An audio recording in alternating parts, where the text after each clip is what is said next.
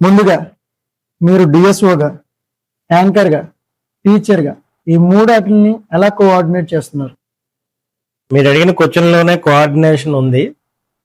ఒక టీచర్గా, ఒక డిఎస్ఓగా, యాంకర్గా మూడు విభిన్నమైనటువంటి పోస్టులు, మూడు విభిన్నమైనటువంటి సమయాలు. దేనికి ఒకదానికొకటి అంతరం ఉండదు. అంతరం ఉన్నా దాన్ని ఏ విధంగా సమన్వయం చేసుకోవాలనేటువంటి చక్కని ప్రణాళిక నా దగ్గర ఉంది. అలా అయితే మీకు అన్నం పెట్టేది పిల్లలు. అలాంటప్పుడు పిల్లలకి మీరు ఎటువంటి న్యాయం చేస్తున్నారు? డిఎస్ఓగా ఉంటూ, యాంకర్గా ఉంటూ, టీచర్గా ఉంటూ మరి పిల్లలకి మీరు ఎటువంటి న్యాయం చేస్తున్నారు? Good question. చాలా మందిలో ఉండే క్వశ్చన్ అయి ఉండొచ్చు అది. నేను పిల్లలకి ఎంత న్యాయం చేస్తున్నాను అనేటువంటిది స్టూడెంట్స్ అడిగి తెలుసు. 2005 నుంచి నేను ఎస్ఎస్సి బ్యాచ్ స్టార్ట్ చేశాను.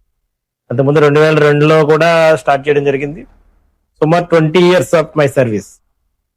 Nearly approximately 2500 outs. 2500 అవుట్స్ లో నా స్టూడెంట్స్ డాక్టర్స్ ఉన్నారు, ఇంజనీర్స్ ఉన్నారు, 1 IAS అచీవర్ కూడా ఉన్నారు. సో సమయాన్ని ఎలా కేటాయిస్తారు కదా మీరు అడిగిన ప్రశ్న. సమయాన్ని కేటాయించగలిగినప్పుడు మాత్రమే నేను ఇవన్నీ కూడా చేయగలుగుతాను.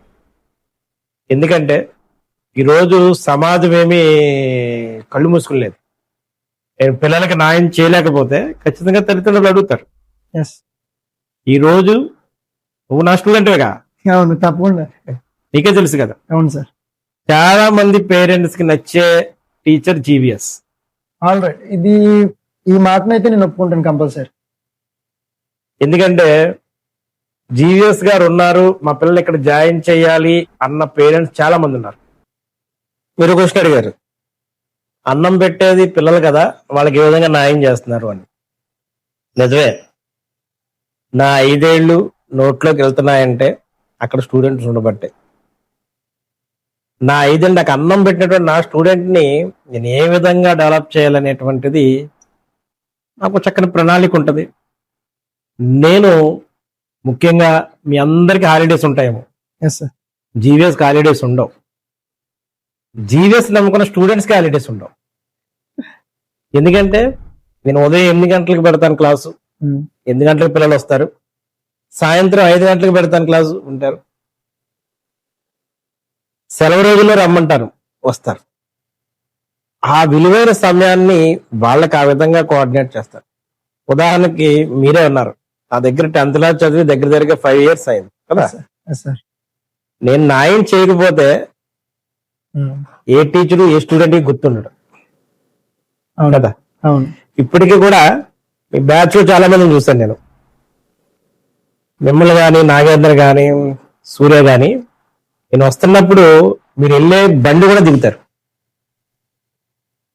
మీరున్నప్పుడే నేను డిఎస్ఓని, మీరున్నప్పుడే నేను యాంకర్ని. సో న్యాయం చేస్తానా చేయట్లేదని నువ్వే చెప్పాలి. ఖచ్చితంగా న్యాయం చేస్తున్నారని నేను డామ్ షూర్ గా చెప్పగలను. ఓకే. అలాగే మీరు ఎంతో మంది సీఎంలకి, ప్రముఖులకి, సీనియర్ నటులకి యాంకరింగ్ చేశారు. ఇందులో మీకు నచ్చినటువంటి సీఎం ఎవరు? Okay sir. Okay, good question but tough question. మీరు అడిగారు, చాలా సీఎంలకు యాంకరింగ్ చేశాను, చాలా ప్రముఖులకి యాంకరింగ్ చేశాను, చాలా సినీ నటులకి యాంకరింగ్ చేశాను అన్న. వాస్తవానికి చాలా మంది సీఎంలకు చేశాను. మొత్తం ఉమ్మడి ఆంధ్రప్రదేశ్ లో ఒక వైఎస్ రాజశేఖర రెడ్డి గారికి నేను యాంకరింగ్ చేయలే. అంటే మీరు ఉమ్మడి ఆంధ్ర ఉన్నప్పటి నుంచి యాంకరింగ్ లో ఉన్నారు? యాంకరింగ్ లోనే ఉన్నాను. సో మీరు యాంకరింగ్ వచ్చి ఎన్ని సంవత్సరాలు అవుతుంది? నేను మొట్టమొదటి యాంకరింగ్ గా చేసినటువంటి మొట్టమొదటి సభ 2006. 2006 నుంచి ఇప్పటి వరకు యాంకరింగ్ లోనే. సో ఇంత యాంకరింగ్ లో మీరు సుమారు 20 సంవత్సరాలు బట్టి నేను యాంకరింగ్ చేస్తాను. 20 సంవత్సరాల్లో చాలా మంది సీఎం చేశాను. అదే మీకు చెప్తా ఉన్నాను. వైఎస్ రాజశేఖర రెడ్డి గారికి చేయలేదు నేను. నేను హైయెస్ట్ చేసినటువంటి సీఎం చంద్రబాబు నాయుడు గారు.